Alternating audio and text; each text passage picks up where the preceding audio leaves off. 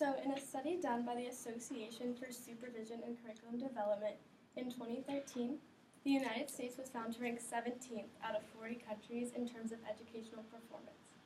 So this statistic really surprised me when I started my research, especially because I'd always considered a career in teaching or in education. And the finding also shocked a lot of citizens and politicians, and eventually led to many educational reforms that are in play today. A major policy that emerged was Common Core. So Common Core was created as an educational policy with the goal of creating a common framework for the American education system and ultimately to regain America as a global education leader. So to get that 17th up, hopefully to in the top 5 is the main goal. But with the Donald Trump presidency on its way, it is likely that the educational policies like Common Core will be abolished.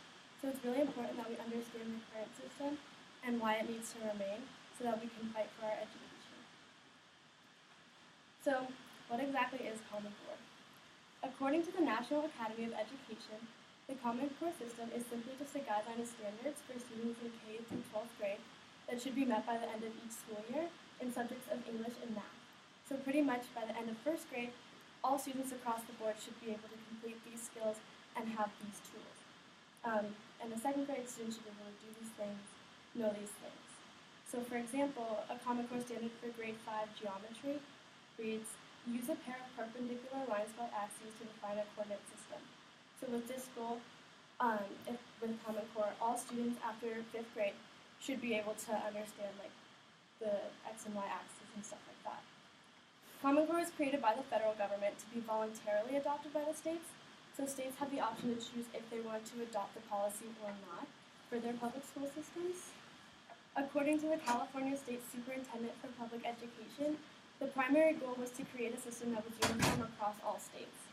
So before the policy took place, a student in 4th grade in Texas could be at a completely different reading level and math level than students in like a 4th grade student in California. There was no real basis of where they needed to be by different grades. It was all up to the local public school system. So the policy intends to provide a framework across the country so that every student is on pace and doesn't fall behind based off where they live. Importantly, this does not mean that every classroom across the United States is going to look exactly the same. It's pretty much just a basis of what students should know by the end of each grade level and not a way that teachers should be teaching. So they still have room for creativity and be able to teach how they see best effective for their students.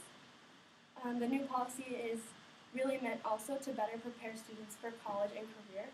So they take away a lot of multiple choice tests and include essays and short answer explanations that allow students to think more critically, which is very important in college and in career. And although Common Core has only been in effect for a short amount of time, the data is showing that it is having a positive effect on test scores. So according to the California Department of Education, in both English and math, California test scores saw a 2 to 6% increase across all grade levels. So every single grade level saw an increase in their test scores at the end of the year since adopting this policy. And this is huge because it shows that the system is working like it should, as students are doing better on tests and are therefore more prepared for the future. And this is really big, especially because the policy hasn't been in effect for that long. So it shows that it has potential to have more growth in the future. However, not everyone is in favor of this policy. Teacher Logan Albright stated that the system is simply too rigorous for students, and that because it includes hardcore testing, it could have psychological repercussions because it does include standardized tests for students starting in kindergarten.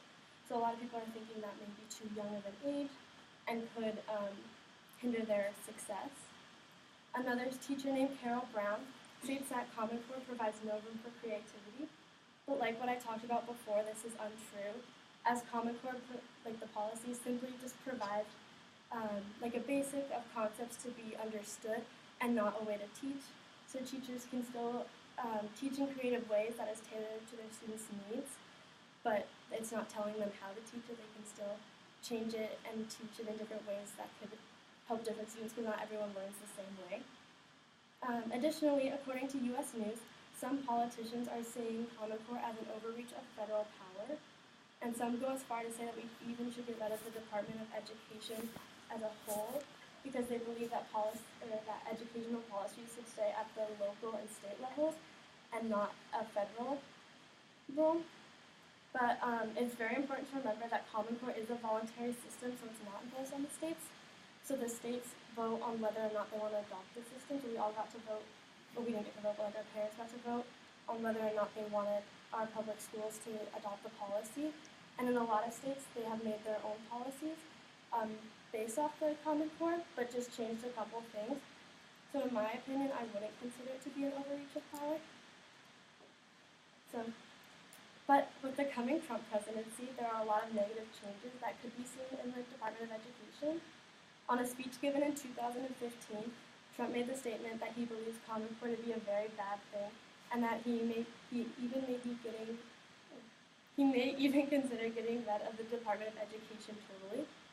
On his presidential website, he also makes his stance known on American education by having phrases such as, "Common Core is a total disaster, we can't let it continue," or "Get rid of Common Core, keep it local." So evidently, Donald Trump is not a very big supporter of Common Core. He is more in favor of the local education. So this means that if he gets the chance, he will likely abolish it, despite the fact that many states have voted in favor of using it. And if he does so, this will set our country back further and get rid of a lot of the progress that has already been made thus far. But the big question that gets raised is, can Donald Trump actually get rid of Common Core? So today, most states have adopted Common Core or a similar form of their own. And the writing of education policies is ultimately up to the state and not the federal government. Michael Petrilli, the president of Core Supporting Fordham Institute, stated that Trump cannot take the power away from the states to choose their own public educational policies. So as long as the states still remain supportive of Common Core, it will remain. But Trump can, however, defund the project and motivate others to vote and protest against the policy. So what can we do? California is already a state that supports and utilizes Common Core policies. It's in the picture. We are one of the green states that supports it. So our main concern is keeping the policy. Trump cannot take the policy away from us, but there will most likely be major defunding and attempts to forego it in the near future. So what we can do to make sure that we don't lose all of our progress that our state has been making is to vote and support for Common Core. So in our state elections, it is important to do our research and do our homework and vote for people and policies who intend on keeping the system, so we can continue to work towards bettering our education system in California and the United States as a whole.